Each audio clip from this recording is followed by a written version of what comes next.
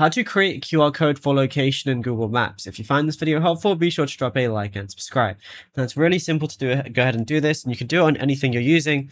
However, you don't want to use the application. You want to actually basically go ahead and use the browser version. So all you want to do is go ahead and open up Chrome or Edge if you want to.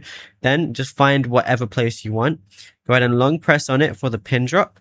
And then from here, you're going to see a few different options. Go ahead and press share. And then I'm going to see copy right there. So I can go ahead and press it, and I'm going to see a view more options.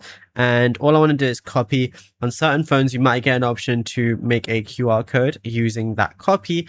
But then what I want to go ahead and do is open up a new tab, and I want to type in free QR code generator like so. And then I can just open up anything I want. Like I can even go to Adobe if I want to. And then all I've got to do is enter the URL. So I'm going to enter the one for the location.